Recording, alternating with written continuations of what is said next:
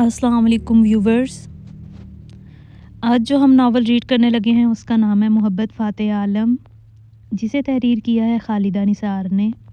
تو چلیں اپنا آج کا ناول سٹارٹ کرتے ہیں۔ گپ اندھیرا چار سو پھیلا ہوا تھا۔ آج کی رات کچھ زیادہ ہی سیاہ اور سرد تھی، اور اسی تاریکی اور سیاہی کے باعث تمام بشر اور چرند پرند اپنے ٹھکانوں پر دبکے پڑے تھے، مگر ایک وجود ایسا بھی تھا جو اس ہولناک تاریکی اور ٹھٹھرا دینے والی سردی سے بے نیاز ویران پڑے راستوں پر بھاگ رہا تھا۔ اور ایسا اسے اپنی عزت اور جان دونوں کو بچانے کے لیے کرنا پڑ رہا تھا۔ چاروں اور پھیلے سناٹے، اور سناٹے میں اس کے بھاگتے قدموں کی آواز کبھی آہستہ اور کبھی تیز ہو جاتی تھی۔ وہ بھاگ رہی تھی اور سردی اور ٹھنڈ اس کی رگوں میں دوڑتے خون کو منجمد کرنے کے درپے تھی۔ پرانی سی بسیدہ شال اور پاؤں میں پہنے سلیپرز صاف ظاہر کر رہے تھے کہ اسے اچانک اور بنا کسی پیشگی پروگرام کے یوں گھر سے نکلنا پڑا تھا۔ اس کا سانس خطرناک حد تک پھول چکا تھا، اور اکڑی ہوئی ٹانگوں نے مزید آگے بڑھنے سے قطعی انکار کر دیا تھا۔ ٹہلی کے پرانے درخت کے پاس رک کر اس نے اپنی سانسیں ہموار کرنے کی کوشش کی تھی۔ تاروں کی مدھم روشنی میں آنکھیں پھاڑ پھاڑ کر اپنے چاروں جانب دیکھتی اور اچانک چونک گئی تھی۔ اپنے پیچھے کسی کے تیز تیز بولنے کی آواز اور بھاری دمک سے پڑتے قدم وہ تھرا کر رہ گئی۔ اس کا دل خزاں رسیدہ پتے کی مانند لرزنے لگا۔ اسے اپنا انجام بہت قریب اور واضح نظر آنے لگا تھا، مگر نہیں، اسے کسی کا تسلی دیتا ہمت بندھاتا لے جا اور آنکھوں سے چھلکتی امید یاد آئی تھی، اور اس کے قدموں نے ایک بار پھر سے رفتار پکڑ لی تھی۔ اسے ہارنا نہیں تھا۔ صبح کے 4 بجے تھے جب انہوں نے بستر چھوڑا تھا۔ گرم گرم بستر سے نکلتے ہی ایک کپ کپی سی ان کے پورے وجود میں دوڑ گئی تھی۔ انہوں نے بے اختیار جھرجھری لی تھی، پھر ایک نظر سوئی ہوئی صفیہ پر ڈال کر وہ واش روم کی جانب بڑھے تھے۔ گرم پانی سے وضو کرنے کے بعد انہوں نے سفید جرسی پہنی، براؤن گرم ٹوپی اور سیاہ چادر اوڑھ کر وہ بیڈ روم کا دروازہ بند کر کے باہر نکل آئے تھے۔ جس وقت انہوں نے مین ڈور کھول کر قدم باہر رکھا تھا، ٹھیک اسی وقت کسی نے سیاہ آہنی گیٹ کو بڑے زور سے بجایا تھا۔ اس وقت کون ہو سکتا ہے؟ ذرا حیرت سے بڑبڑاتے ہوئے وہ گیٹ کی جانب بڑھے تھے۔ کون ہو تم؟ سیاہ شال سے چہرہ چھپا کر کھڑی تھر تھر کانپتی لڑکی کو انہوں نے انتہائی حیرت سے دیکھتے پوچھا تھا۔ سوال پر اس نے شال چہرے سے ہٹائی، اور وہ حیرت سے اپنی جگہ سن کھڑے رہ گئے تھے۔ میں ماہین کمال شاہ ہوں۔ اس کے سردی کی شدت سے نیلے پڑتے ہونٹ بمشکل حرکت میں آئے تھے۔ مگر تم اس وقت یہاں کیسے؟ خیریت تو ہے نا بیٹا؟ وہ آگے ہو کر اسے سہارا دیتے ہوئے پوچھ رہے تھے۔ جو لگتا تھا اب گری کتاب، اور اسے تو لگتا تھا سہارے کی تلاش تھی، تبھی ان کے بازو کا آسرا لیتے ہی وہ جھول گئی تھی۔ مجھے طلاق چاہیے، آج کی آج اور ابھی کے ابھی۔ تن کر کھڑی رخسار نے اپنا مطالبہ اس کے سامنے رکھا تو ایک لمحے کو شاذر کے ساتھ ساتھ رقیہ بیگم بھی ششدر رہ گئی تھیں۔ Are you in your sense? سرخ ہوتے چہرے کے ساتھ اس نے بہت غصے سے پوچھا تھا۔ تمہارے جیسے انسان کے ساتھ رہ کر کوئی اپنے سینسز میں رہ سکتا ہے؟ طنز سے سر جھٹکتے اس نے تمسخر آمیز انداز میں پوچھا تھا، اور شاذر کو اس کا انداز آگ لگا گیا تھا۔ بکواس بند کرو اپنی تم۔ کیا تکلیف ہے تمہیں یہاں؟ ہر طرح کا عیش و آرام، آزادی، روپیہ، پیسہ، کس چیز کی کمی ہے جو ہر تیسرے دن یوں ہنگامہ کرنے کھڑی ہو جاتی ہو؟ شاذر کے کچھ بولنے سے پہلے دروازے کے باہر کھڑی رقیہ بیگم تیر کی طرح اندر داخل ہوئی، اور آگے آتے ساتھ ہی انہوں نے ڈپٹ کر اس سے پوچھا تھا۔ آپ کی ہمت کیسی ہوئی بلا اجازت میرے روم میں آنے کی؟ اور آپ ہوتی کون ہے میرے معاملات میں دخل دینے اور مجھ سے یوں سوال جواب کرنے والی؟ وہ بہت برے لہجے میں چیخی تھی، اور شاذر کا ضبط بس یہاں تک ہی تھا۔ وہ آگے بڑھا اور کھینچ کر ایک تھپڑ اس کے گال پر دے مارا۔ وہ اوندے منہ بیڈ پر جا گری تھی، جبکہ رقیہ بیگم ابھی تک شوق کی سی کیفیت میں کھڑی تھی۔ انہیں یقین نہیں آ رہا تھا کہ ابھی کچھ دیر پہلے انہوں نے جو کچھ سنا وہ ان سے ان کی اسی لاڈلی بانجی نے کہا ہے جسے وہ بڑے ارمانوں سے بیاہ کر لائی تھی۔ رخسار ان کی پیاری بہن صفیہ کی اکلوتی بیٹی تھی، باپ کی لاڈلی اور 3 بھائیوں کی چھوٹی بہن۔ باپ کے پاس ڈھیروں دولت، اونچا حسب و نسب اور قدرت کی طرف سے فیاضی سے دیا گیا بے تحاشا حسن۔ اس میں صرف نزاکت ہی نہیں، بہت سا غرور اور تنتنا بھی آ گیا تھا۔ وہ بہت نازک مزاج اور نک چڑی تھی۔ کچھ لاڈ پیار اور ہر طرف سے اٹھائے گی ناز نخرے اور ملنے والی ستائش، مزاج 7ویں آسمان پر نہ پہنچتا تو اور کیا ہوتا۔ وہ جب تک بھانجی رہیں وہ خود بھی بڑے چاؤ سے اس کے ناز اٹھاتی رہی تھیں۔ خود ان کے 2 ہی بچے تھے، شاہزر اور لائبہ۔ بلا کا ہینڈسم، ذہین و فطین اور باپ کے کروڑوں کے بزنس کا اکلوتا وارث شاہزر، اور سادہ مزاج، ہنس مکھ اور درمیانی شکل و صورت کی لائبہ۔ دونوں ہی ان کے بہت فرما بردار رہے تھے۔ لائبہ کی شادی انہوں نے اس کے ماسٹرز کمپلیٹ ہونے کے فوراً بعد ہی اس کے چچا زاد سے کر دی تھی، جبکہ شاذر کے لیے انہوں نے جب سوچا تب رخسار چھم سے ان کے سامنے آ کھڑی ہوئی تھی، اور جب انہوں نے شاذر سے رائے مانگی، اس کے سامنے رخسار کا نام رکھا تو اس کی آنکھوں میں ایک یک لک در آنے والی چمک اڑنے لگا۔ ان کا انتخاب 100% درست ہے۔ انہوں نے بہت چاؤ سے لائبہ کو مانگا تھا اور رشتہ فائنل ہوتے ہی دونوں طرف سے شادی کی تیاری پورے دھوم دھام سے ہونے لگی۔ شاذر کی شادی میں ہر شخص ہی بے حد خوش تھا سوائے اسکندر شاہ کے، جو اپنے بیٹے کی شادی جیسے پرمسرت موقع پر اپنی اکلوتی بہن زہرا بطول کی کمی شدت سے محسوس کر رہے تھے، جس کی شادی کمال شاہ سے ہوئی تھی اور جو پچھلے کتنے ہی سالوں سے ان سے ملنے نہیں آ سکی تھی اور نہ ہی وہ ان سے ملنے جا سکے تھے۔ خیر، رخسار کی شادی ہوئی اور وہ فیروز ولا سے شاہ ہاؤس میں آ گئی تھی۔ وہ خوبصورت تھی اور شادی کے بعد تو گویا اس کی خوبصورتی کو 4 چاند لگے تھے۔ شاذر تو اس کا دیوانہ بنا پھرتا تھا اور یہی بات اسے آسمان سے زمین پر نہ آنے دیتی تھی۔ دن، ہفتے، مہینے گزرتے رہے اور ان سب پر رخسار فیروز کھلتی چلی گئی۔ وہ مغرور تھی، بنتا تھا، نک چڑی تھی، درگزر سے کام لیا جا سکتا تھا، نازک مزاج، آرام طلب، کوئی بات نہیں، مگر وہ موڈی تھی اور بے حد غیر مستقل مزاج۔ وہ چیزوں سے، رویوں سے، رشتوں سے، یہاں تک کہ انسانوں سے بھی بہت جلد اکتا آ جاتی تھی۔ اس کے مزاج میں ٹھہراؤ اور پختگی تو ایک طرف، بلا کا بچپنا تھا۔ اس کا مزاج موسموں کی طرح بدل جاتا تھا، کبھی کبھی وہ بلا کی نرم مزاج اور صلہ جو لگنے لگتی اور شاذر اور گھر والوں کا احساس، سب کے ساتھ ہنسی مذاق، اور کبھی اتنی روڈ اور بیزار جیسے کسی کے ساتھ نہ کوئی تعلق ہو نہ واسطہ۔ جب وہ اچھی ہوتی تھی تو بے انتہا کی اچھی، اور جب بری ہوتی تو انتہائی ناقابل برداشت۔ شاذر جیسا سمجھدار اور معاملہ فہم انسان بھی اسے سمجھنے اور سمجھانے سے قاصر تھا۔ دن یوں ہی کبھی نرم کبھی گرم سے گزر رہے تھے، جب رخسار کی رپورٹ پازیٹیو آئی اور سارے گھر میں خوشی کی لہر دوڑ گئی۔ ڈھیر مٹھائیوں اور پھلوں میووں کے ٹوکروں کے ساتھ فیروز ولا کے مکین مبارکباد دینے آئے تھے۔ رخسار گردن اٹھائے کسی ملکہ کی طرح بیٹھی تھی اور آج تو شاذر اور صفیہ بیگم بھی خوشی خوشی اس کے ناز اٹھا رہے تھے۔ پریگننسی پیریڈ کے دوران شاذر کے جس طرح اس کا خیال رکھا تھا شاذر نے جس طرح اس کا خیال رکھا تھا، کوئی دوسری عورت ہوتی تو خوشی سے زمین پر پاؤں نہ رکھتی، مگر وہ تو رخسار تھی، اور رخسار تھی، بگڑے تیوروں کے ساتھ۔ وہ شاذر کے ساتھ سیدھی منہ بات بھی نہیں کرتی تھی، دراصل وہ بھی بچے وغیرہ کے جھنجٹ میں ہی نہیں پڑنا چاہتی تھی۔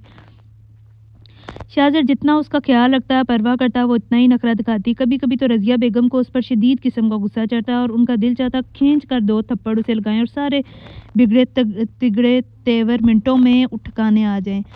جنوری کی ایک سرد سی شام رخسار نے 2 جڑواں بچوں کو جنم دیا تھا۔ شاذر خوشی سے پھولے نہیں سما رہا تھا اور آج تو رقیہ بیگم بھی ساری کو دورت بلائے خوشی مٹھائیاں بانٹنے میں مصروف تھی۔ اسکندر شاہ بھی پوتے پوتی کو دیکھ کر بے انتہا خوش تھے۔ انہوں نے بڑے چاؤ سے پوتے کا نام اسامہ شاہ اور پوتی کا نام نور العین رکھا تھا۔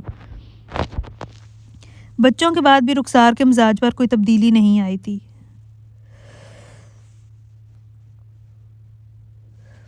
وہ کل بھی ناقابل برداشت مزاج اور عادات کی مالک تھی اور آج بھی ایسی تھی۔ اب تو شاذر نے بھی تنگ آ کر اسے اس کے حال پر چھوڑ دیا تھا اور یہی چیز اب اسے کھٹکنے لگی تھی۔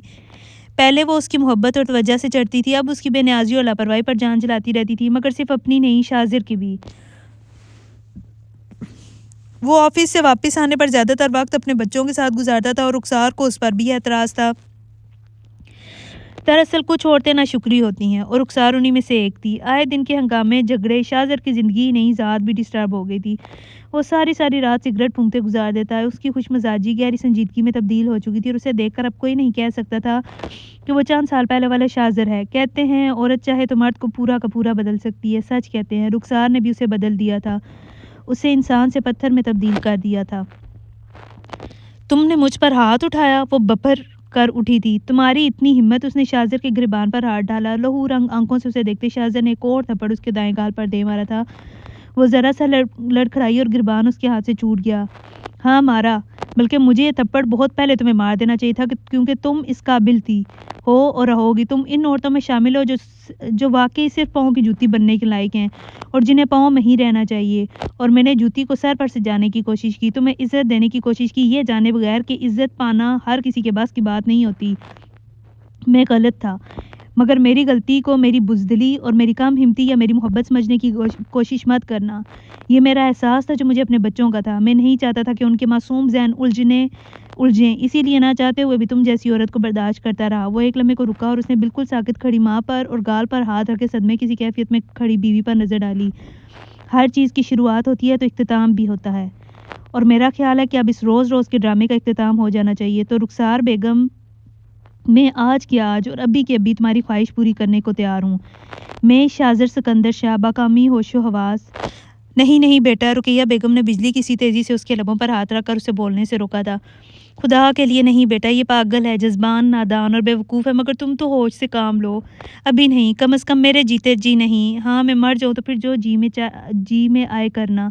وہ پھوٹ پھوٹ کر رو دی تھیں اور وہ چند لمحے لب بھینچتے انہیں دیکھتا رہا، پھر جھٹکے سے باہر نکل گیا تھا۔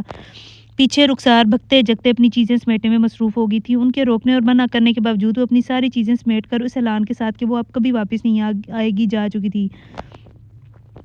ہاں البتہ 5 سالہ اسامہ اور نور العین کو لے جانے کی کوشش نہیں کی تھی۔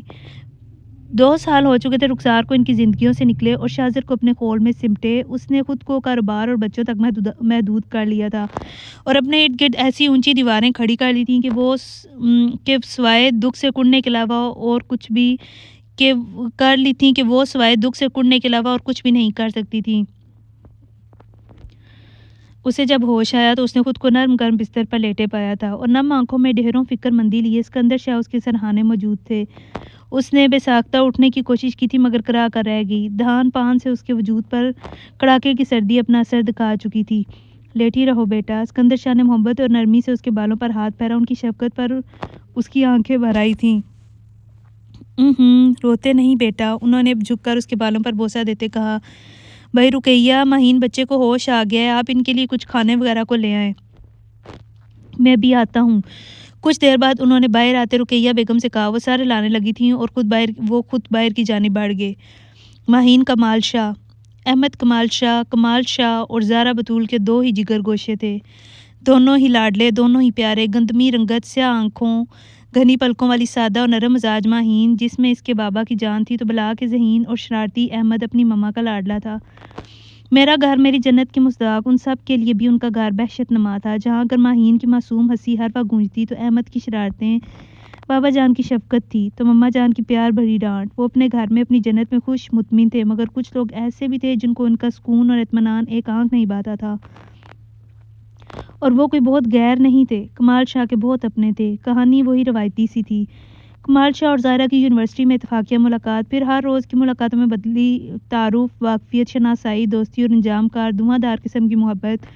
کمال شاہ اپنے بچپن کی منگ کے ساتھ ساتھ حویلی کی روایت بلائے، زہرا کے ساتھ وعدے و عہد، عہد و پیماں باندھتے رہے۔ پھر زہرا کے گھر سکندر شاہ کے دوست کا پروپوزل آیا اور بہت بڑا طوفان بڑی حویلی میں پہلی بار تھا جب آغا جان کے سامنے ان کا اپنا بیٹا ان کے فیصلے سے انحراف اور اختلاف لیے ان کے سامنے کھڑا تھا۔ انہیں شدید قسم کا دھچکا لگا تھا، غصہ، دون، زبردستی، یہاں تک کہ لاڈ پیار، جذباتی بلیک میلنگ کا سہارا تک لیا، مگر وہ جو ایک زہرا بطول پر اٹک گیا تو 1 انچ بھی ہلنے کو تیار نہیں تھا۔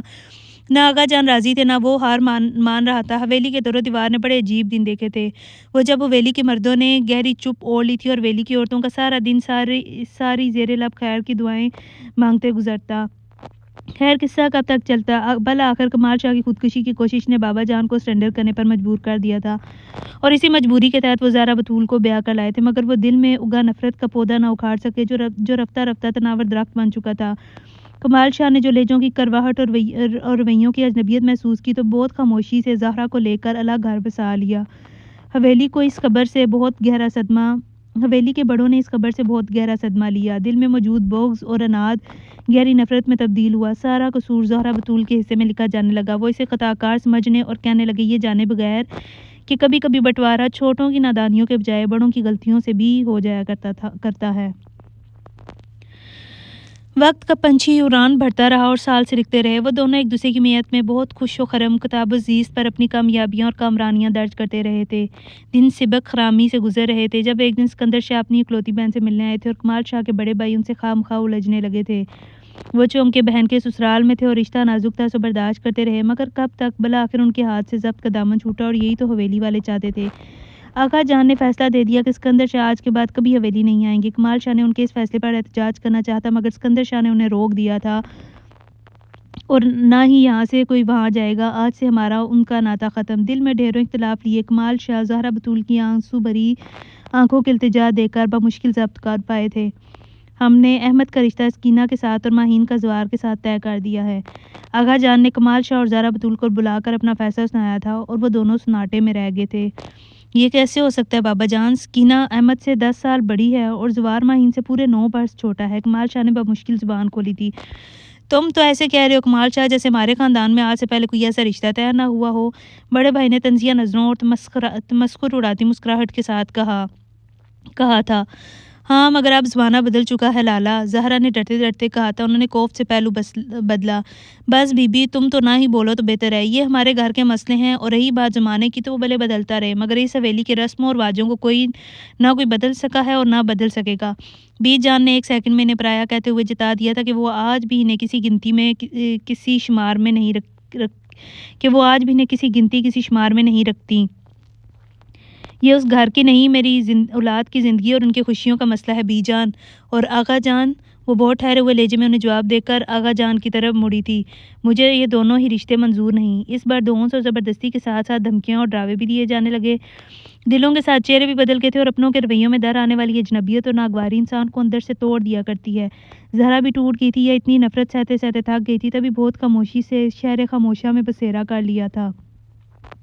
احمد تعلیم کی وجہ سے بیرون ملک مقیم تھا سو فوراً تو کیا آ ہی نہیں سکتا تھا۔ ماہین اس موقع پر اس کی کمی شدت سے محسوس کر رہی تھی مگر بابا جان کے سامنے خود کو مضبوط ظاہر کر رہی تھی تو فون کے اس پار بچوں کی طرح پھوٹ پھوٹ کر روتے احمد کو بھی سنبھال رہی تھی۔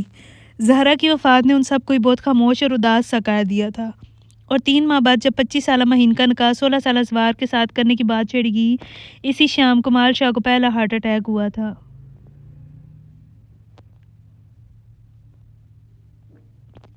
زہرا کی جدائی اور اپنوں کی بے رخی نے ان کے دل کو بہت کمزور کر دیا تھا۔ وہ پورا ہفتہ ہاسپٹل رہ کر آئے تھے اور اب کی بار ماہین چاہ کر بھی خود کو مضبوط اور بہادر ظاہر نہیں کر پائی تھی۔ وہ ان کے سینے سے لگ کر بچوں کی طرح روئی تھی اور ان کے گھر آنے کے 2 دن بعد آغا جان ان کے پورشن میں آئے تھے۔ میں نے فیصلہ کیا ہے کہ ماہین اور زوار کا نکاح اگلے ماہ کے بجائے اسی ہفتے رکھ دیا جائے۔ وہ فیصلہ سنا کر جا چکے تھے اور کمال شاہ گمسم سے بیٹھے رہ گئے۔ کہتے ہیں ماں باپ بن کہے اولاد کے غم جان لیتے ہیں، ان کی خوشی پہچان لیتے ہیں۔ یہ کیسے ماں باپ تھے جنہیں ان کے چہرے پر لکھی دکھ کی تحریر نظر نہیں آ رہی تھی؟ انہوں نے بہت سوچ و بچار کی، ہر طرف نظر اور ذہن دوڑایا سوائے ایک راہ کے اور کوئی راستہ نظر نہیں آ رہا تھا۔ تب انہوں نے ماہین کو بلایا، سمجھایا۔ وہ کسی صورت انہیں یوں اس حالت میں چھوڑ جانے پر تیار نہیں تھی مگر ان کا اصرار بالآخر اسے ماننا پڑا۔ ان کا وفادار ملازم کرم الائی اسے پکی سڑک تک بہت خاموشی سے چھوڑ آیا تھا۔ آگے کا راستہ اسے اکیلے ہی طے کرنا تھا۔ نہ جانے کب اور کیسے حویلی والوں کو خبر ہوئی تھی اور وہ جسے بس میں بیٹھے بمشکل 10 منٹ ہی ہوئے تھے دھر لی گئی تھی اور واپس لائی گئی اور پھر چھوٹے کمرے میں قید کر دی گئی تھی۔ کمال شاہ تک یہ خبر جنتا نے پہنچائی تھی۔ صاحب میں نے آغا جی اور سب کی باتیں چھپ کر سنی ہیں۔ ان کا ارادہ ماہین بی بی کو ختم کرنے یا پھر زوار صاحب کے بجائے فراز صاحب سے نکاح کرنے کا ہے۔ اور وہ تھرا کر رہ گئے۔ کاش وہ زہرا اور بچوں کو لے کر یہاں حویلی میں ہی الگ پورشن بنوانے کے یہاں سے کہیں دور بہت دور چلے گئے ہوتے۔ ان کے دل نے شدت سے خواہش کی تھی۔ انہوں نے جنتا کو ہدایت کی کہ حویلی میں کسی کو بھی یہ بات پتہ نہیں چلنی چاہیے کہ وہ جانتے ہیں کہ ماہین چھوٹے کمرے میں مقید ہے۔ جنتا سر ہلاتی واپس چلی گئی۔ وہ رات انہوں نے انگاروں پر لوٹتے گزار دی تھی۔ ان کے اپنے ہی تھے جو ان کے اور ان کی اولاد کی خوشیوں کے قاتل تھے۔ دشمن تھے ان کی برداشت سے باہر کی بات تھی یہ تو گویا ان سب کے دل آج بھی کدورت زدہ تھے۔ ان کے دلوں سے میل چھٹی نہیں تھی۔ انہوں نے قرب سے سوچا تھا۔ ماہین کو انہوں نے بہت مشکلوں سے چھوٹے کمرے سے نکالا اور وہ ان سے لپٹ کر شدتوں سے روئی تھی۔ خود ان کی اپنی آنکھیں بھی بے اختیار ہو کر چھلک رہی تھیں مگر وقت کم تھا۔ اس بار انہوں نے ماہین کو رات کی سیاہی میں حویلی سے نکالا تھا۔ سفید بند لفافہ اس کے ہاتھ میں تھماتے ہوئے انہوں نے اس کی پیشانی پر الوداعی بوسہ دیا تھا۔ جاؤ بیٹا، اللہ کے حوالے اور اپنے اس مجبور باپ کو معاف کر دینا، وہ تمہارے لیے کچھ نہ کر سکا۔ خود پر قابو پاتے انہوں نے ضبط کے نہ جانے کون کون سے کڑے مراحل طے کرتے کہا تھا۔ وہ بمشکل سسکیاں دباتی ان کے سینے سے الگ ہوئی تھی اور انجان راستوں کی جانب چل پڑی تھی۔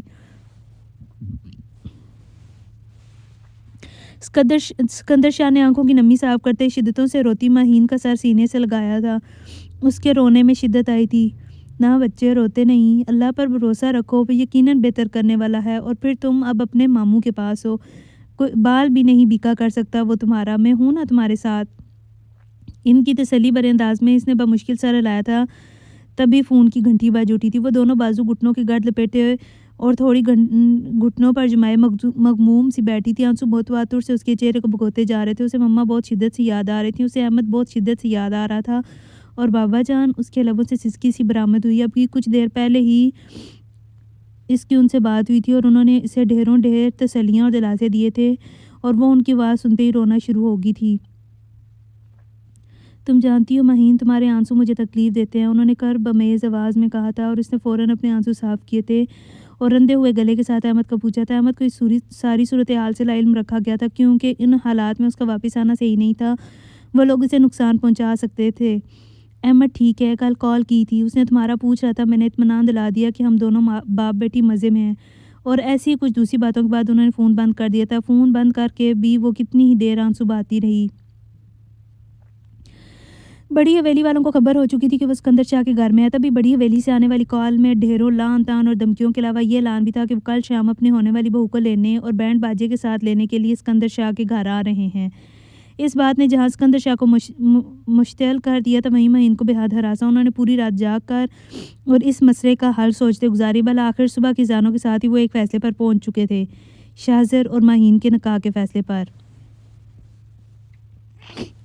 یہ آپ کیا کہہ رہے ہیں سکندر؟ رقیہ بیگم نے انتہائی ششدر سا ہوتے ہوئے ان سے سوال کیا تھا۔ کل رات ہی لاہور سے واپس آئے شاہزر بھی انہیں حیران نظروں سے دیکھ رہا تھا۔ آپ جانتے ہیں ایسا ممکن نہیں ہے۔ کیوں ممکن نہیں ہے؟ سارے حالات ہمارے سامنے ہیں، ان حالات میں اس سے بہتر فیصلہ اور کیا ہو سکتا ہے؟ انہوں نے چائے کا گھونٹ بھرتے اطمینان بھرے لہجے میں کہا تھا۔ رقیہ بیگم پہلو بدل کر رہ گئی تھیں۔ ہاں، اگر تم اپنی بھانجی کی وجہ سے کہہ رہی ہو تو رقیہ بیگم، اس کا واپس آنا مشکل ہی نہیں ناممکن بھی ہے۔ انہوں نے خالی کپ میز پر رکھتے کہا تھا۔ آئی ایم سوری بابا جان، مگر امی ٹھیک کہہ رہی ہیں، یہ ممکن نہیں ہے۔ خاموش بیٹھے شاہزر نے بھی سنجیدہ سے لہجے میں انکار کیا تھا۔ ممکن کیوں نہیں ہے شاہزر؟ انہوں نے سابقہ اطمینان بھرے لہجے میں دریافت کیا تھا۔ کیا ماہین میں کوئی کمی ہے؟ ایسی بات نہیں ہے بابا جان، وہ ذرا سا جھنجھلایا تھا۔ وہ اس کا مسئلہ سمجھ نہیں رہے تھے۔ اس کے اندر کسی بھی عورت کی ساتھ کی خواہش ختم ہو چکی تھی۔ تو پھر اگر تم اسامہ اور عینی کی وجہ سے کہہ رہے ہو تو شاہزر، انہیں ایک اچھی ماں کی ضرورت ہے، اور مجھے یقین ہے کہ ماہین ایک اچھی ماں ثابت ہوگی۔ ان کی بات پر اس نے سر جھٹکا۔ وہ انہیں کیسے پتا تھا کہ اس کے بچوں کو ماں کی ضرورت ہو سکتی ہے؟ اسے بیوی کی ضرورت نہیں ہے۔ اور پھر بیٹا، تم اسے چاہے میرا حکم سمجھو یا میری التجا، تمہیں ماہین سے نکاح کرنا ہی ہوگا۔ یہ آپ کیا کہہ رہے ہیں ماموں جان؟ شاہزر لالا اور میں؟ نہیں، ایسا کیسے ہو سکتا ہے؟ وہ بے یقین نظروں سے انہیں دیکھتی مسلسل نفی میں سر ہلا رہی تھی۔ دیکھو ماہین بیٹے، زندگی میں بعض اوقات ایسے نشیب و فراز آ جاتے ہیں کہ انسان کو کٹھن اور مشکل فیصلے کرنے پڑتے ہیں۔ انہوں نے رساں بھرے لہجے میں اسے سمجھانا شروع کیا تھا، اور وہ جس کا سر مسلسل نفی میں ہل رہا تھا اب خاموشی سے انہیں سن رہی تھی۔ اس کے علاوہ اور کوئی چارہ نہیں ہے بچے، اور پھر شاہزر بہت اچھا انسان ہے، تمہیں کبھی بھی اس فیصلے پر پچھتاوا نہیں ہوگا۔ انہوں نے اس کے سر پر ہاتھ رکھ کر یقین بھرے لہجے میں کہا تھا۔ مگر ماموں جان، رخسار آپی، میں ان کی جگہ کیسے لے سکتی ہوں؟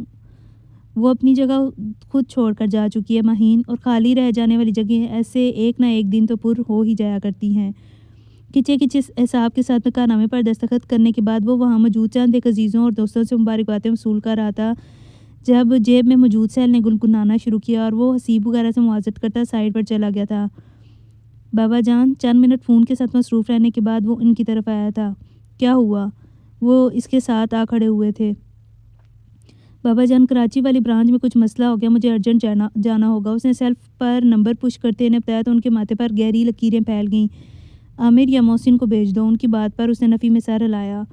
نہیں، ان کے بس کی بات نہیں ہے بابا، اور پھر 1 یا 2 روز کی تو بات ہے۔ اس نے اپنے تئیں انہیں تسلی دی تھی۔ انہوں نے چند لمحے سوچا، پھر اس بات میں سر ہلا کر اسے جانے کی اجازت دے دی تھی۔ عورت ایک بار مرد کے دل سے اتر جائے تو پھر ساری زندگی کوشش کرتی رہے اس کے دل میں نہیں اتر سکتی۔ ماں کی بات پر اس نے چونک کر انہیں دیکھا تھا، وہ بھی اس صورت میں جب اس کی جگہ کوئی دوسری عورت لے چکی ہو۔ یہ ناممکن سے بھی پرے کی چیز ہوتی ہے۔ اب کی بار وہ ٹھٹکی بھی تھی مگر بے نیازی کی پرت خود پر چڑھائے چینل سرچنگ میں مصروف تھی۔ کیا کمی تھی بھلا؟ اس کی ماں نے تعصب سے ہاتھ مسلتے اسے کن اکھیوں سے دیکھا تھا۔ عالی شان گھر، محبت کرنے والا شوہر اور پیارے پیارے بچے، مگر تم قدر نہیں کر پائی، ناشکری کرتی رہی، اور وہ جو اللہ کی دی نعمتوں کی قدر نہیں کرتا وہ نعمتیں اسے لے کر کسی اور کو دے دی جاتی ہیں۔ اس نے الجھ کر ماں کو دیکھا تھا۔ شاہزر نے دوسری شادی کر لی ہے رخسار۔ اس کے ہاتھ سے ریموٹ چھوٹ کر نیچے گرا تھا۔ شاہزر کراچی 2 سے 3 دنوں کے لیے گیا تھا مگر اسے ہفتہ لگ گیا تھا، اور اس گزشتہ ہفتے میں ماہین نے خود کو کافی حد تک سنبھالنے کے ساتھ ساتھ ایڈجسٹ بھی کر لیا تھا۔ ویسے بھی وہ خاصی مضبوط اعصاب کی مالک تھی۔ اسامہ اور اینی کے ساتھ بھی اس کی کافی حد تک دوستی ہو چکی تھی۔ وہ دونوں اس کے ساتھ بے تکلف ہونے کے ساتھ اپنے کئی چھوٹے موٹے کام بھی اس سے کروانے لگے تھے۔ اسکندر ماموں رقیہ ممی تو تھے ہی اچھے، سو اسے زیادہ مشکل پیش نہیں آئی۔ ہاں، شاہزر کے حوالے سے وہ ابھی بھی کنفیوز تھی۔ وہ اس کی عادات وغیرہ سے لا علم ہونے کے ساتھ ساتھ ایج ڈفرنس اور تکلف کی اندیکھی دیواریں اس کے بارے میں کوئی بھی اندازہ نہ لگانے دیتی تھیں۔ اسکندر شاہ کا اندازہ تھا کہ بڑی ویلی والے اتنی آسانی سے تو ماہین کے نکاح کو ہضم نہیں کریں گے اور ہنگامہ وغیرہ اٹھایا جائے گا، مگر خلاف توقع ان کا رد عمل خاصا حیران کن تھا۔ ماہین اور شاہزر کے نکاح سے باخبر ہونے کے بعد انہوں نے ایک مطالبہ سامنے رکھا تھا کہ ماہین لکھ کر دے کہ وہ اپنے باپ کی تمام دولت جائیداد میں سے حصہ نہیں لے گی، تو انہیں ماہین کمال شاہ نہیں دولت جائیداد چاہیے تھی۔ اسکندر شاہ کے کہنے پر اس نے ان کے لائق کاغذات پر دستخط کر دیے تھے۔ ویسے بھی اسے ان چیزوں کی ہرس نہیں تھی اور اسکندر شاہ کو بھی بھانجی کی زندگی اور خوشیاں عزیز تھیں۔ رقیہ بیگم کی طبیعت صبح سے ہی کچھ بوجھل سی ہو رہی تھی، عجیب سی کسل مندی اور تھکاوٹ محسوس ہو رہی تھی۔ تبھی وہ اس وقت اپنے کمرے میں آرام کر رہی تھی۔ اسکندر شاہ، ماہین اور بچے باہر موجود تھے اور ان کی ہلکی ہلکی آوازیں اندر تک سنائی دے رہی تھیں۔ انہوں نے کروٹ بدل کر وال کلاک پر نظر ڈالی۔ جب ان کے سرہانے رکھا ٹیلی فون سیٹ بج اٹھا تھا، انہوں نے ریسیور اٹھا کر کان سے لگایا۔ دوسری طرف سے آنے والی آواز نے انہیں ساکت کر دیا تھا۔ اسے گھر واپس آئے 2-3 گھنٹے ہو چکے تھے۔ فریش ہو کر کھانا کھایا، پھر کافی پیتے بابا سے گپ شپ لگائی تھی۔ تھکن محسوس ہو رہی تھی سو جلدی انہیں شب بخیر کہہ کر وہ اپنے روم کی جانب بڑھ گیا تھا۔ دروازے سے اندر قدم رکھتے ہی وہ چونک گیا تھا۔ سامنے ہی ماہین ڈریسنگ ٹیبل کے سامنے کڑی بالوں میں برش کر رہی تھی۔ لاک لگا کر وہ آہستگی سے بیڈ کی جانب بڑھا تھا۔ اپنے پیچھے ہونے والی آہٹ سن کر وہ مڑی تھی، پھر صورت سے بیڈ پر دھرا دوپٹہ اٹھا کر اوڑھا تھا۔ وہ بنا اس کی طرف توجہ دیے بیڈ پر بیٹھ کر سگریٹ سلگانے لگا تھا اور وہ ہاتھوں کی انگلیاں مروڑنے لگی۔ اسے سمجھ نہیں آ رہا تھا کہ وہ اب کیا کرے، یہاں کھڑی رہے، بیٹھ جائے یا باہر چلی جائے۔ وہ مکمل اجنبی اور بے نیاز بنا بیٹھا تھا اور اسے اپنی پوزیشن آج سے پہلے کبھی اتنا آکورڈ نہیں لگی تھی۔ ماہین، وہ سر جھکائے کھڑی تھی جب اد پیا سگریٹ ایش ٹرے میں مسل کر اس نے اسے پکارا تھا، یہاں آئیے۔ وہ جھجک کر آہستہ آہستہ قدم اٹھاتی اسے ذرا فاصلے پر آ بیٹھی۔ شاہزر نے ایک گہری نظر اس پر ڈالی تھی۔ دیکھے ماہین، یہ جو کچھ بھی ہوا، جیسے بھی ہوا، کم از کم میرے لیے اسے اتنی جلدی ایکسیپٹ کرنا مشکل ہے۔ بنا کوئی تمہید باندھے اس نے سیدھے سباؤ الفاظ چنے تھے اور وہ بے اختیار سر اٹھا کر اسے دیکھنے لگی تھی۔ اور نہ ہی اس رشتے سے جڑے تقاضے نبھانا ابھی میرے لیے ممکن ہے۔ ہو سکتا ہے کچھ وقت گزرے تو میں اس رشتے کو بہتر طریقے سے نبھا سکوں، مگر فی الحال یہ آسان نہیں ہے۔ تب تک آپ بھی آزاد ہیں اپنے لیے بہتر سوچنے کے لیے۔ سنجیدگی سے کہتے اس نے اس کے چہرے پر نگاہ کی تھی اور ماہین کمال شاہ نے اپنی آنسو چھپانے کے لیے صورت سے پلکیں جھکا لی تھیں، تو وہ ایک انچاہے بوجھ کی طرح اس پر مسلط کر دی گئی تھی۔ اس چیز نے اسے ساری رات سونے نہیں دیا۔ صبح اس کی روئی گلابی آنکھوں کو رقیہ بیگم نے غور سے دیکھا تھا اور انہیں ایک اطمینان بری حرارت اپنے پورے وجود میں دوڑتی محسوس ہوئی تھی۔ سکون بھری سانس خارج کرتے وہ مسکراتے ہوئے شاہزر کو ناشتہ سرو کرنے لگی تھیں۔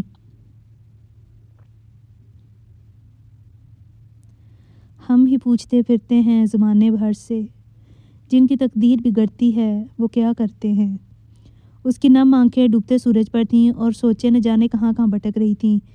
زندگی بعض دفعہ انسان کے سارے اختیارات چھین کر اسے تقدیر کے دروازے پر بھکاری بنا کر کھڑا کر دیتی ہے، اور تقدیر کسی مغرور عورت کی طرح دروازہ کھول کر جو اس کی جولی میں ڈال دے اسے بنا کسی رد و قدر کے قبول کرنا ہوتا ہے۔ تو زندگی نے اسے بھی ایک ایسی موڑ پر لا کھڑا کیا تھا۔ وقت کے حاتم نے اس سے بہت کچھ چھین لیا تھا اور وہ کچھ نہیں کر پائی تھی، اور بہت کچھ چھین کر اس نے جو کچھ اسے دان کیا تھا وہ قبول کیے بنا اس کے پاس کوئی چارہ نہیں تھا۔ کیونکہ سچ یہی تھا کہ اب یہی گھر اس کا آخری ٹھکانہ تھا۔ رفتہ رفتہ اسے ہی مگر اس سے سمجھوتے کی راہ پر چلنا شروع کر دیا تھا۔ اس گھر کو ہی اپنی جائے ماں سمجھ کر وہ گھر کے مکینوں کا دل جیتنے کی کوششیں کرنے لگی، اور ایسے میں شاہ کی بے رخی، بے اعتنائی وہ باوجود کوشش کے بھی ضبط نہ کر پائی تھی، اور باوجود کوشش کے بھی وہ آنکھوں کو چھلکنے سے روک نہیں پائی تھی۔ وہ خود کو سمجھاتی، خود سے الجھتی، لڑتی اور پھر تھک کر دوبارہ آنسو بہانے بیٹھ جاتی، اور ایسے میں دل نے الگ قیامت اٹھا دی تھی۔ اس نے محبت کے نام پر دھڑکنا شروع کر دیا تھا۔ اسامہ، اینی، آ جاؤ بیٹا، ہوم ورک کر لو۔ وہ ان کے بیگ کھولے آوازیں دے رہی تھی جو شاہ کو ساتھ بٹھائے زبردستی کارٹون دکھا رہے تھے۔ جی نہیں، ہمیں ہوم ورک پاپا کروا دیں گے، آپ نے کل بھی میتھ کا سوال غلط کروا دیا تھا، مجھے ٹیچر سے ڈانٹ پڑی۔ اسامہ نے اس کے ہاتھ سے اپنی نوٹ بک چھینتے ہوئے کہا تھا، اور وہ شاہ کے سامنے شرمندہ ہو گئی تھی۔ کچھ شاہ نے بھی عجیب سی نظروں سے دیکھا تھا، کیونکہ یہ تو وہ بھی جانتا تھا اکنامک میں ماسٹرز کرنے والی ماہین کمال شاہ کو 4th کلاس کا میتھ نہ آئے، یہ تو ناممکن سی بات تھی۔ تو کیا وہ یہ سمجھ رہے ہیں کہ میں نے جان بوجھ کر اسامہ کو غلط کوسچن کروایا تاکہ اسے ڈانٹ پڑے؟ لیکن میں نے تو اسے صحیح سوال ہی کروایا تھا، پھر اسامہ نے ایسا کیوں کہا؟ وہ رات دیر تک خود سے الجھتی رہی تھی۔ اینی، جلدی کرو، پھر میں تمہارے بال بنا دوں۔ صبح وہاں دونوں کو اسکول کے لیے ریڈی کرتے ہوئے ساتھ ساتھ مختلف ہدایات بھی دیتی رہتی تھی۔ اسامہ میتھ کی نوٹ بک بیگ میں رکھی، اس نے بیگ میں بک ڈالتے اسامہ سے پوچھا تھا، اور اس کے سارے لامپے ہلانے پر وہ دوبارہ اینی کی جانب متوجہ ہوئی تھی۔ اینی، اب آپ نکل بھی آؤ بیٹا۔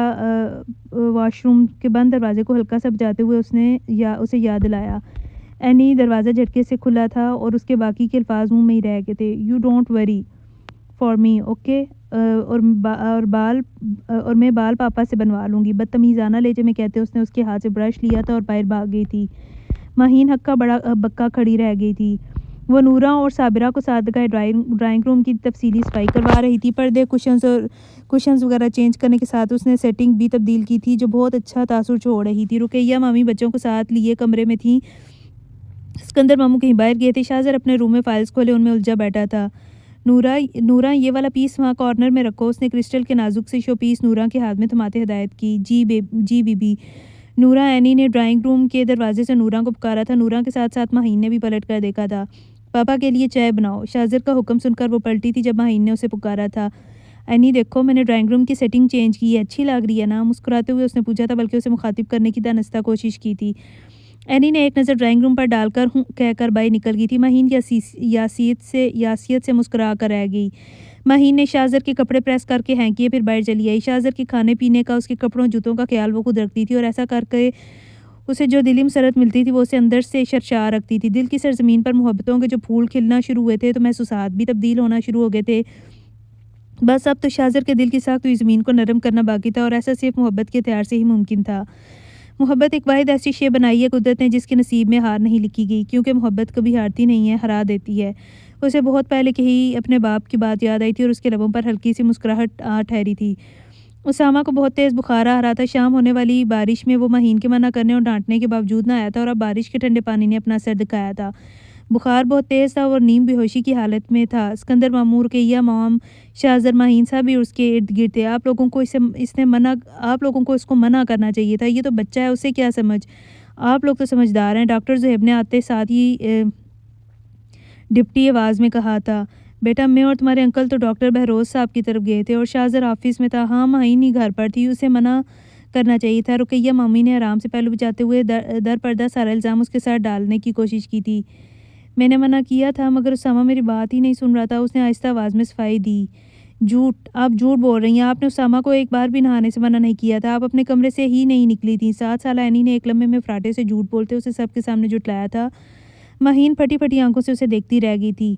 اینی، اس نے ششدر ہوتے اسے پکارا تھا، اور پاپا جب آپ اور دادو نہیں ہوتے تو یہ ہمیں ڈراتی ہیں، مارتی ہیں اور بری بری باتیں کہتی ہیں۔ پاپا یہ بہت بری ہیں، کل انہوں نے ہمیں اسٹور روم میں بند کر دیا تھا اور کہا تھا کہ پاپا کو بتایا تو بہت ماروں گی۔ وہ باپ کے پاس کھڑی اس پر الزام لگا رہی تھی۔ وہاں موجود سب لوگ ہی ششدر کھڑے تھے، اور اس الزام پر ماہین کے دماغ میں دھماکے ہونے لگے تھے۔ وہ بالکل سپاٹ سا چہرہ لیے بیڈ پر بیٹھا تھا۔ وہ بہت آہستہ قدموں سے چلتی اس کے نزدیک آئی تھی۔ شاہ نے کٹیلی سی نگاہ اس پر ڈالی تھی اور وہ کٹ کر رہ گئی تھی۔ یہ سب جھوٹ ہے شاہ، وہ اس کے قدموں میں بیٹھی اسے یقین دلا رہی تھی۔ بچے جھوٹ نہیں بولتے ماہین کمال شاہ، اس نے یقین نہیں کیا تھا۔ اور آپ کو شرم نہیں آئی معصوم بچوں کے ساتھ اس طرح کا برتاؤ کر کے؟ آپ کو کوئی بھی مسئلہ تھا آپ مجھ سے کہتی، اب بابا جان سے بات کرتی۔ کیا میں نے آپ کو فورس کیا تھا، آپ پر دباؤ ڈالا تھا کہ آپ انہیں دیکھ کے انہیں سنبھالیں؟ یا امی جان اور بابا جان نے ایسا کچھ کہا تھا جو آپ اس طرح کے رویے پر مجبور ہوئی اور ان پر اپنی نفرت نکالتی رہیں؟ مجھے بہت افسوس ہوا ہے ماہین، میں آپ کو کم از کم ایسی عورت نہیں سمجھتا تھا جو اتنی تنگ دل ہے۔ آپ نے مجھے بہت مایوس کیا ہے ماہین، اور ایک بات یاد رکھیے گا، مجھے اس دنیا میں اپنے بچوں سے بڑھ کر کچھ بھی عزیز نہیں ہے۔ وہ گلاس وال کے سامنے کھڑی تھی اور آنسو ٹوٹ ٹوٹ کر اس کی سی آنکھوں سے گرتے اس کی گندمی چہرے کو بھگوتے جا رہے تھے۔ وہ کل سے اسی کمرے میں تھی، بنا کھائے پیے اور ایک بار باہر جھانکے بغیر، اور کل سے باہر سے بھی کوئی اس کا پتہ کرنا نہیں آیا تھا۔ اسکندر ماموں جنہوں نے زبان سے تو کچھ نہیں کہا تھا، مگر ان کی نظریں، ان میں اتنا تعصب، دکھ اور افسوس تھا کہ وہ چاہنے کے باوجود بھی کچھ نہیں کہہ پائی تھی۔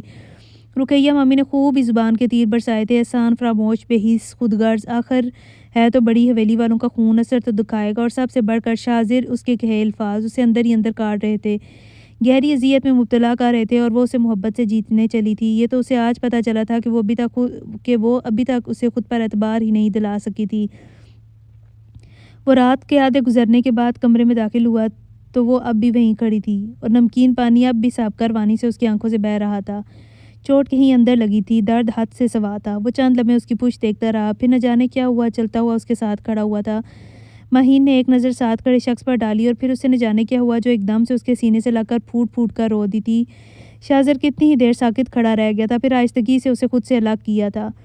میں قسم اٹھا کر کہتی ہوں شاذر، اینی نے جو کچھ بھی کہا اس میں ایک لفظ بھی سچ نہیں ہے۔ اس نے جھوٹ بولا ہے، اور کیوں بولا ہے میں نہیں جانتی شاذر، میرے لیے آپ بہت اہم ہیں شاذر، آپ سے وابستہ ہر چیز بہت اہم ہے، اور پھر ایسا کیسے ہو سکتا ہے کہ میرے لیے اسامہ اور اینی غیر اہم ہوں، یا میں ان سے نفرت کرتی ہوں؟ آپ اور آپ سے وابستہ کسی بھی شے، رشتے، تعلق سے نفرت کرنا تو ایک طرف، میں ایسا سوچنا بھی گناہ سمجھتی ہوں۔ شاذر نے چونک کر اسے دیکھا تھا۔ میں جب یہاں آئی تھی تب بھی اور اب بھی، میں یہ بات بہت اچھی طرح جانتی ہوں کہ یہ گھر میرا پہلا اور آخری ٹھکانہ ہے، اور میں آپ سب کی شکر گزار ہوں کہ آپ نے مجھے یہاں جگہ دی، عزت دی اور نام دیا۔ یہ آپ کا احسان ہے، اور احسان فراموشی کا سبق مجھے میرے والدین نے کبھی نہیں پڑھایا۔ میں یہاں اپنی جگہ بنانے اور دل جیتنے آئی تھی، دل توڑنے نہیں۔ میں نے ہمیشہ محبتوں کے سبق پڑھے ہیں، اور جس انسان نے ساری زندگی محبتوں کے سبق پڑھے ہوں وہ کسی سے نفرت کیسے کر سکتا ہے شاذر؟ اینی اور اسامہ مجھے اولاد کی طرح عزیز ہیں، اور کوئی ماں اپنی اولاد کے ساتھ ایسا رویہ نہیں رکھ سکتی۔ مجھے نہیں معلوم ایسا کیا ہوا ہے جس کی بنا پر وہ اچانک مجھ سے اتنی نفرت کرنے لگے ہیں، مگر یقین مانیے شاذر، میں ان کے ساتھ ایسا سلوک کرنے کا کبھی سوچ بھی نہیں سکتی۔ وہ روتے ہوئے بولتی اسے اپنی بے گناہی کا یقین دلا رہی تھی۔ وہ خاموش تھا، وہ تب بھی خاموش تھا، اور وہ اب بھی خاموش تھا، پھر اسی خاموشی کے ساتھ باہر نکل گیا تھا۔ ہاں البتہ کچھ دیر بعد اس نے نورہ کے ہاتھ اس کے لیے کھانا ضرور بھجوایا تھا۔ اس کے سلام کرنے پر رقیہ مامی نے تو منہ دوسری طرف کر لیا تھا۔ اسکندر شاہ نے مسکراتے ہوئے دعا دی تھی، جاؤ بیٹا، دیکھو اینی اور اسامہ جاگ گئے۔ اسکندر ماموں نے کہا تو وہ سر ہلاتی ان کی کمرے کی طرف بڑھنے لگی تھی جب رقیہ مامی کی سخت آواز نے اس کے قدم روک دیے تھے۔ کوئی ضرورت نہیں ہے کسی کو ان کی فکر کرنے کی، نورہ گئی ہے انہیں لینے، وہ کٹ کر رہ گئی تھی۔ میں دیکھتی ہوں نورہ نے چائے تیار کر لی۔ آنکھوں میں آئے نمکین پانی کو پیچھے دھکیلتے وہ کچن کی طرف بڑھ گئی۔ زندگی پتہ نہیں بذات خود ایک مشکل سوال ہے، یا کچھ لوگ اسے ہمارے لیے مشکل اور نہ سمجھ میں آنے والے سوال میں تبدیل کر دیتے ہیں۔ یہ فیصلہ کرنا ذرا مشکل ہوتا ہے، اس کے لیے بھی تھا۔ زندگی میں بہت کچھ انچاہ ہونے کے باوجود ہم برداشت کر لیتے ہیں، ضبط کر جاتے ہیں، مگر یہ احساس کہ خود ہمارا اپنا وجود ہی انچاہا ہے، ناقابل برداشت اور بہت تکلیف دہ ہوتا ہے، اس کے لیے بھی تھا۔ خود سے وابستہ لوگوں کی آنکھوں میں اپنے لیے ناپسندیدگی دیکھنا آسان نہیں ہوتا، اس کے لیے بھی نہیں تھا۔ زندگی اب سے پہلے اتنی مشکل کبھی نہیں لگی تھی۔ شام اپنے پورے جوبن پر تھی اور وہ اسی خوبصورت سی شام کے سائے تلے کھڑی اداس اور مغموم سی نظر آ رہی تھی۔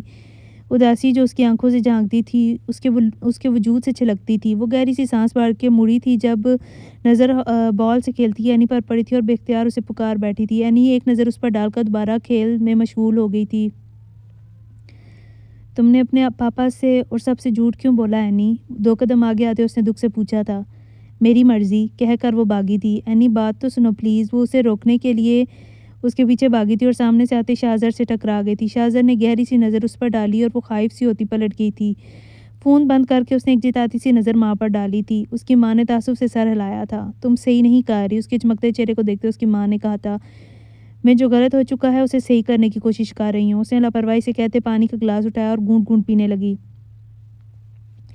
اور یہ سب غلط کس نے کیا ہے؟ اس کی ماں نے طنزیہ نظروں سے اس کے خوبصورت چہرے کو دیکھتے پوچھا تھا، اور اس کے دل میں بے ساختہ خواہش ابھری تھی کہ کاش اس کی بیٹی بہت خوبصورت نہ ہوتی، مگر ایک سمجھدار، ہمدرد اور مخلص عورت ضرور ہوتی۔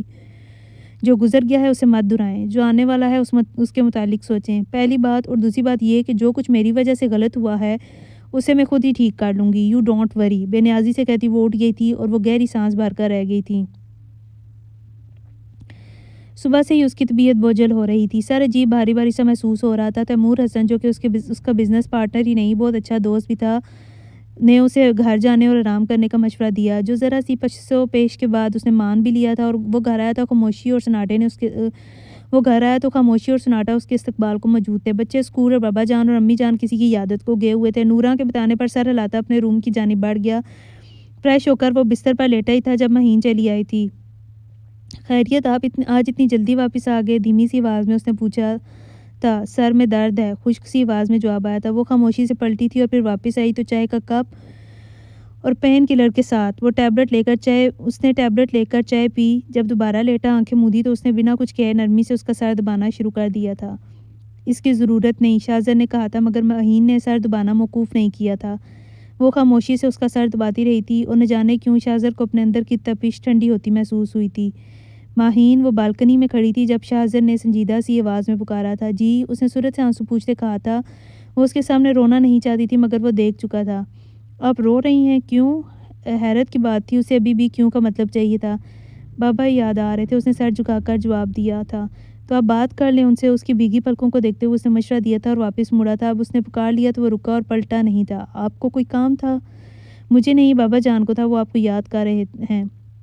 دن اب بھی ویسے ہی گزر کے، روکھے پیکے اداس دن، ویران شامیں، عذاب راتیں۔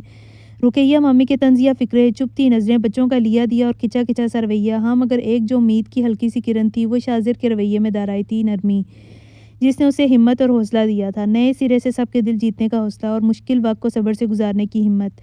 تیمور حسن نے شاہزر اور مہین کو ڈنر پر انوائٹ کیا تھا۔ اسکندر ماموں نے اسے جاننے کی زبردست طریقے سے تاکید کی تھی، مگر ماموں میرے پاس تو ڈھنگ کے کپڑے بھی نہیں، ان کے اصرار پر اسے زبان کھولنا پڑی۔ تو بیٹا شاہزر کے ساتھ جا کر خرید لاؤ، انہوں نے جھٹ سے اس کی پریشانی دور کی تھی۔ رقیہ مامی کی آنکھوں میں واضح ناگواری نظر آئی تھی۔ شاہزر تم فری ہو نا؟ اسکندر ماموں نے پوچھا تھا۔ اس نے کندھے اچکا کر گردن ہلائی تھی۔ تو ٹھیک ہے، پھر مہین کو لے جاؤ اور ضرورت کی اشیاء دلوا دو۔ بابا جان کے حکم پر اس نے سر ہلایا تھا اور رقیہ مامی کی آنکھوں میں اب ناگواری کی جگہ حیرانی لے چکی تھی۔ وہ دونوں مشہور ڈیزائنر کی آؤٹ لیٹ پر موجود تھے، ڈھیروں رنگ برنگ ملبوسات اس کے سامنے تھے اور اسے پسند کرنے میں دشواری کا سامنا تھا۔ شاہزر دونوں ہاتھ پینٹ کی جیبوں میں گھسائے بے نیاز کھڑا تھا۔ وہ گلابی رنگ کا لباس خود سے لگائے کھڑی تھی جب اس نے ذرا فاصلے پر کھڑے شاہزر کو اپنی طرف بڑھتے دیکھا تھا۔ بہت اچھا لگ رہا ہے یہ رنگ تم پر۔ یک ملنے والی توجہ اور اس کے الفاظ دونوں ہی اسے اپنی جگہ ششدر کر گئے تھے۔ سیاہ آنکھوں میں ڈھیروں حیرت بسائے وہ اسے دیکھ رہی تھی، جو اب خود مختلف لباس اٹھا کر چیک کر رہا تھا اور ساتھ ساتھ اس سے رائے بھی لی جا رہی تھی، مگر اس کی حیرت زیادہ دیر تک قائم نہیں رہ پائی۔ کسی کے سخت نخروں کی تپش محسوس کر کے وہ مڑی۔ سیاہ لباس پہنے سرخ چہرے کے ساتھ رخسار اسے گھور رہی تھی۔ شام کو سفید لباس، اونچی پونی، سیاہ کاجل اور ہلکی سی لپسٹک اس کی تیاری مکمل تھی۔ کانوں میں وائٹ گولڈ کے ٹاپس پہن کر اس نے ناقدانہ نگاہ آئینے پر ڈالی تھی۔ بہت اچھی لگ رہی ہے، جواب آئینے کے بجائے پچھ سے آیا تھا۔ اس نے پلٹ کر دیکھا، دونوں بازو سینے پر باندھے کھڑا شخص نگاہوں میں پسندیدگی اور چہرے پر نرمی لیے کھڑا تھا۔ تو کیا اس کی محبت نے اثر کرنا شروع کر دیا تھا؟ یقین نہیں آ رہا کیا؟ دو قدم آگے آتے استفسار کیا گیا۔ پہلے نہیں تھا، اب آ گیا۔ وہ ہولے سے مسکرائی تھی۔ چلیں؟ اس نے پوچھا۔ وہ سر ہلاتی آگے بڑھی۔ وہ لان میں کھیلتے اسامہ اور اینی کو دیکھ رہی تھی، چائے کا کپ ہاتھ میں لیے گھونٹ گھونٹ پیتے ہوئے شام اور تنہائی دونوں کو انجوائے کر رہی تھی۔ مہین، اسے نیچے سے شاہزر کی آواز آئی تھی۔ وہ پلٹی اور بھاگتے ہوئے سیڑھیاں بور کر گئی تھی۔ آج پہلی بار تھا جب شاہزر نے اسے پکارا تھا، اس کا نام لیا تھا۔ جی؟ اگلے ہی پل وہ اس کے سامنے کھڑی تھی۔ وہ اسے دیکھ کر مسکرایا تھا۔ ایک کپ کافی مل سکتی ہے؟ میں بھی بنا کر لاتی ہوں۔ وہ کچن کی جانب بڑھی تھی اور کمرے سے نکلتی رقیہ مامی ششدر سی کھڑی تھیں۔ مجھے یہ ناشتہ نہیں کرنا، اینی نے پلیٹ بڑے کرتے ہوئے منہ بنایا تھا۔ کیوں بیٹا؟ شاہزر نے حیرت سے اسے دیکھا تھا۔ فرینچ ٹوسٹ اس کے فیورٹ تھے، یہ مہین نے بنایا اور مجھے ان کے ہاتھ کا بنا ناشتہ نہیں کھانا۔ نروٹھے پن سے کہتے اس نے خفا سی نظر چائے نکالتی مہین پر ڈالی تھی۔ مجھے بھی نہیں کھانا۔ اسامہ کیوں پیچھے رہتا؟ اینی، اسامہ، یہ کیا بدتمیزی ہے، آرام سے ناشتہ کرو۔ شاہزر نے سخت سے لہجے میں ڈپٹا تھا۔ شاہزر کیوں ڈانٹ رہے ہو بچوں کو؟ وہ غلط ہیں اس لیے ڈانٹ رہا ہوں امی۔ وہ غلط نہیں ہے شاہزر، انہوں نے خفگی سے کہا تھا۔ وہ غلط ہے امی، اور آپ پلیز ان کی بے جا طرفداری مت کیا کریں، بہت بگڑ گئے ہیں دونوں۔ اور تم دونوں میری بات غور سے سنو، آج کے بعد تم دونوں نے اگر ماہین سے بدتمیزی کی تو مجھ سے برا کوئی نہیں ہوگا، اور چلو اب سیدھی طرح سے ناشتہ کرو۔ سخت سے لہجے میں اس نے ان دونوں کو باور کرا کر کہا۔ وہ چپ چاپ ناشتہ کرنے لگے تھے جبکہ رقیہ بیگم نے بہت غور سے پہلے شاہ کو اور پھر ماہین کو دیکھا تھا۔ اسکندر شاہ کے بہت اچھے دوست انتقال کر گئے تھے۔ اسکندر شاہ اور شاہ دونوں ہی ان کے جنازے میں شرکت کے لیے کراچی گئے تھے۔ بچے اسکول میں تھے، گھر میں رقیہ اور ماہین ہی تھی کہ اچانک رقیہ کی طبیعت خراب ہوگی۔ ماہین بے طرح گھبرا گئی تھی۔ اس نے باری باری اسکندر شاہ اور شاہ کو نمبر ملایا تھا۔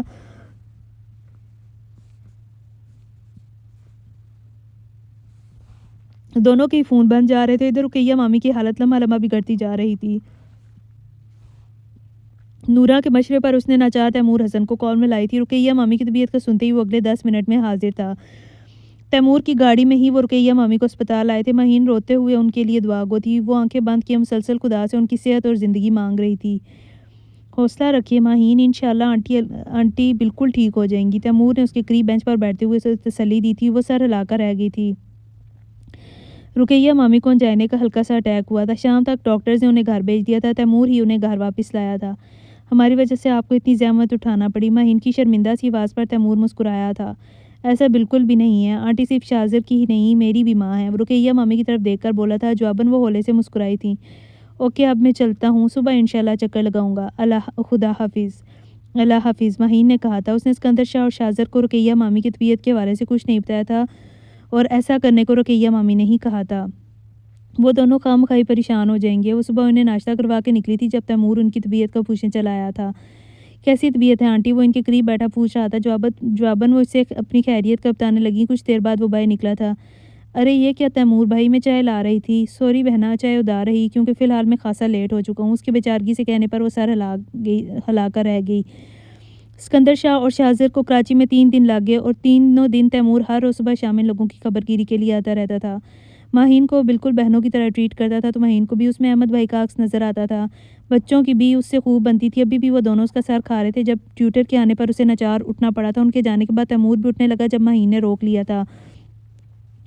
چائے آ رہی ہے بھیا۔ رقیہ مامی آرام کر رہی تھیں۔ وہ سر ہلا کر بیٹھ گیا۔ نورا چائے لے آئی۔ تیمور کو چائے دینے کے بعد اس نے ماہین کی طرف کپ بڑھایا تھا جب نہ جانے کیسے کپ اس کے ہاتھ سے چھلکا تھا اور گرم چائے ماہین کا ہاتھ جلا گئی۔ اس کے لبوں سے بے ساختہ نکلا تھا۔ Mahin are you okay? Taimur اپنا کپ رکھ کر اس کے قریب چلا آیا۔ نورا فوراً برنار لینے بھاگی تھی۔ تکلیف کی شدت ماہین کی آنکھوں میں آنسو لے آئی۔ ماہین، تیمور نے ہمت دلاتے لہجے میں پکارا تھا اور جب رقیہ مامی اٹھ کر دروازے پر آئیں تو ماہین کا ہاتھ تیمور کے ہاتھ میں اور تیمور کا ہاتھ ماہین کے کندھے پر تھا۔ الزام رقیق بھی تھا، شدید بھی تھا جو انہوں نے اس پر لگایا تھا۔ الزام بھی خود لگایا تھا انہوں نے، عدالت بھی خود ہی لگائے بیٹھی تھی۔ اسکندر شاہ سر جھکائے اور شاہ سرخ چہرے کے ساتھ سن رہا تھا اور جس پر الزام لگا تھا وہ سن ہوتے حواس کے ساتھ شوق کے عالم میں کڑی تھی۔ وہ اتنی کنگ تھی کہ اپنی صفائی میں اس کی زبان سے ایک لفظ بھی نہیں نکل رہا تھا۔ اسے یقین نہیں آ رہا تھا کہ اس پر اس کے کردار پر اتنا برا الزام بھی لگ سکتا ہے اور وہ بھی اس ہستی کی جانب سے جسے وہ اپنی ماں کی طرح سمجھتی تھی، مگر انہوں نے ثابت کر دیا تھا کہ نہ وہ اس کی ماں ہے نہ وہ اسے بیٹی سمجھتی ہیں۔ کچھ تو شرم کی ہوتی، کچھ تو حیا کی ہوتی۔ ارے احسان فراموش، بے غیرت، بد کردار عورت، ہم تیری عزت ڈھانپتے رہے اور تو ہماری عزت ہی خاک میں بلانے کے در پہ ہو گئی۔ وہ تو چلو مرد تھا، غیر تھا، تو اپنا خون تھا۔ باپ جیسے ماموں اور شوہر کی عزت رولتے تجھے ذرا خوف نہ آیا؟ مگر کیسے آتا تھی جو گھٹیا خاندان کا خود غرض خون۔ میں کہتی ہوں شاہ ابھی کہ ابھی نکال اسے اس گھر سے۔ یہ اس قابل نہیں ہے کہ اسے عزت سے گھر میں رکھی جائے۔ ان کے مطالبے نے اسے زلزلوں کی زد میں لا کھڑا کیا تھا۔ سفید پڑتے چہرے کے ساتھ وہ شاہ کو دیکھنے لگی۔ ایک بار پھر دربدری، ایک بار پھر بے صاحبانی، آخر اس کی سزا ختم کیوں نہیں ہوتی؟ اسے نہیں معلوم تھا شاہ کیا کہنے والا ہے، اس کا فیصلہ کیا ہے، مگر شاہ کے منہ سے نکلے چند الفاظ کے ساتھ اس کی زندگی اور موت کا فیصلہ ہونا تھا۔ تو سن رہا ہے نا شاہ، نکال اسے اس گھر سے۔ وہ ایک بار پھر چیخی تھی۔ بس کر دیں امی، بس، اب بس کر دیں۔ شاہ کے منہ سے نکلے چند الفاظ نے سب کو ساکت کر دیا تھا۔ گھر عورت کی خوبصورتی یا مرد کی دولت سے نہیں بنتے، گھر عورت کی وفا اور مرد کی محبت سے بنتے ہیں۔ عورت کے صبر اور مرد کی طرف سے دیے جانے والے اعتماد اور کیے جانے والے اعتبار سے مضبوط ہوتے ہیں۔ شاہ کے الفاظ پر وہ سر اٹھا کر اسے دیکھنے لگی تھیں۔ یہ عورت جو آپ کے سامنے کھڑی ہے یہ سب کچھ ہو سکتی ہے، بے حیا، بے غیرت اور بد کردار نہیں ہے، اور یہ بات میں پورے یقین سے کہہ سکتا ہوں۔ مرد کی نظر بہت جلد عورت کو پرکھ لیتی ہے اور میں اپنی بیوی کو بہت اچھی طرح سے جانتا ہوں۔ اس کے منہ سے نکلا ہر الفاظ وہاں موجود شخص کو حیران سے حیران تر کر رہا تھا۔ اور جہاں تک بات ہے رخسار کی، تو امی وہ بہت پہلے میرے دل سے نکل گئی تھی اور اب تو گھر سے نکلے بھی عرصہ بیت گیا۔ میری زندگی میں مہین رہے نہ رہے مگر رخسار کبھی واپس نہیں آ سکتی، اور یہ بات اچھی طرح سمجھ لیں اور اسے بھی سمجھا دیں کہ یوں سازشیں کرنے سے، کسی دوسرے پر بہتان لگانے سے نہ وہ اپنی کھوئی جگہ پا سکتی ہے، نہ آپ اسے وہ جگہ دلا سکتی ہیں۔ آپ نے بچوں کو ورگلایا، ان کے دل میں مہین کے خلاف زہر برا میں خاموش رہا، حالانکہ میں بہت پہلے سمجھ گیا تھا، مگر میں آپ کے احترام کی وجہ سے اور اس لیے چپ تھا کہ ایک نہ ایک دن آپ کو احساس ہو جائے گا۔ اب میرے اور ماہین کے مابین فاصلوں پر خوش ہوتی رہیں، اور جب آپ کو لگا کہ ہم ایک دوسرے کے قریب آ رہے ہیں، آپ نے ماہین پر اتنا بڑا الزام لگا دیا، بہتان باندھا کہ کہیں وہ میرے دل میں اپنی جگہ نہ بنا لے۔ مگر میں آپ کو بتاؤں امی، اس نے میرے دل میں جگہ نہیں بنائی، پورے کا پورا دل ہی اپنے نام کر لیا ہے۔ میرے پورے کے پورے دل پر اس کا قبضہ ہے، میں اس سے محبت کرنے لگا ہوں، اور اب کوئی بھی اس محبت کو میرے دل سے کبھی بھی نہیں نکال سکتا۔ وہ دونوں بازو گھٹنوں کے گرد باندھے بیڈ پر بیٹھی تھی اور آنسو قطار در قطار اس کی آنکھوں سے بہے جا رہے تھے۔ وہ خاموشی سے اندر داخل ہوا تھا اور آہستگی سے چلتا ہوا بیڈ پر بیٹھا تھا۔ ایک گہری سی سانس لے کر اس نے خود کو کمپوز کیا تھا۔ شاہزر، میں قسم اٹھا کر کہتی ہوں کہ مامی جی نے جو الزام مجھ پر لگایا وہ سراسر جھوٹا ہے، اس نے تڑپ کر سر اٹھاتے کہا تھا۔ شاہزر نے بہت نرمی سے اس کے لبوں پر اپنا ہاتھ رکھا تھا۔ تمہیں کچھ بھی کہنے کی ضرورت نہیں ہے ماہین، مجھے معلوم ہے کہ میری بیوی ایک مضبوط کردار کی وفادار عورت ہے۔ بہت آہستگی سے اپنی گلابی پوروں سے اس کے آنسو صاف کرتے اس نے یقین دلاتے لہجے میں کہا تھا۔ وہ سر اٹھا کر اسے دیکھنے لگی تھی۔ اور آئی ایم سوری فار ایوری تھنگ۔ اس کی اگلی بات پر اس کے آنسو ایک بار پھر شدت اختیار کر گئے تھے۔ پلیز نہیں، تمہیں نہیں پتہ، تمہارے آنسو تمہارے بابا کے ساتھ ساتھ مجھے بھی تکلیف دیتے ہیں۔ وہ حیران نظروں سے اسے دیکھنے لگی تھی۔ اصل میں ہمیں جن سے محبت ہوتی ہے ان کے آنسو واقعی ہمیں تکلیف دیتے ہیں۔ اس کی حیرت کچھ اور بڑھی تھی۔ وہ اس کی روئی حیران آنکھوں میں دیکھ کر مسکرایا تھا۔ I love you Maheen, I really love you. بہت محبت سے اس کے گرد بازوؤں کا حصار باندھتے اس نے وہ الفاظ کہے تھے جنہیں سننے کی آرزو نہ جانے کب سے اس کے من مندر میں چھپی بیٹھی تھی، اور وہ ایک بار پھر سے رو پڑی تھی، مگر اب کے آنسوؤں کا رنگ اور تھا۔ وہ نہ جانے کتنی ہی دیر سے یوں ہی بیٹھی تھیں اور سوچیں نہ جانے کہاں سے آ کے ان پر حملہ آور ہو رہی تھیں۔ دکھ، پچھتاوا، شرمندگی، کون سا احساس تھا جو ان کے دل میں سر نہیں اٹھا رہا تھا۔ انہیں ہمیشہ لگا تھا کہ وہ صحیح ہیں اور وہ جو کر رہی ہیں وہ درست ہے۔ یہ تو آج انہیں پتہ چلا تھا کہ وہ جو کچھ کر رہی تھیں وہ غلط ہی نہیں تھا، وہ گناہ کے زمرے میں بھی آتا تھا۔ ماہین سے انہیں کوئی ذاتی پرخاش نہیں تھی، وہ تو رخسار کے آنسوؤں اور التجاؤں کے سامنے ہار گئی تھیں، یا پھر دل میں موجود بھانجی کی محبت سے وہ چاہتی تھی کہ ماہین جو رخسار کی جگہ لے چکی ہے وہ جگہ واپس رخسار کو مل جائے۔ اور اس چاہ نے ان سے کیا کیا کروایا تھا۔ انہوں نے ایتھنی اور اسامہ کو ورگلایا، ان کے معصوم ذہنوں میں زہر برا کہ کہیں ماہین کو اپنی ماں کی جگہ نہ دینے لگیں۔ ان کی ہمیشہ کوشش رہی کہ ماہین کبھی بھی شاہزر کے دل میں اپنی جگہ نہ بنا سکے، اور وہ اس کے لیے اس انتہا پر چلی گئیں کہ ماہین کے کردار پر انگلی اٹھا دی تھی۔ وہ جانتی تھی کہ ماہین بے قصور ہے، مگر وہ چاہتی تھی کہ شاہزر اسے اپنی زندگی سے نکال دے، مگر وہ غلط تھیں۔ ان کے اپنے بیٹے نے ہی انہیں آئینہ دکھا دیا تھا، اور اس آئینے میں نظر آتی اپنی شبیہ اتنی بھیانک تھی کہ وہ خود سے خود ہی نظریں ملا نہیں پا رہی تھیں۔ وہ اتنی بری کیسے ہو سکتی ہیں؟ انہیں یقین نہیں آ رہا تھا۔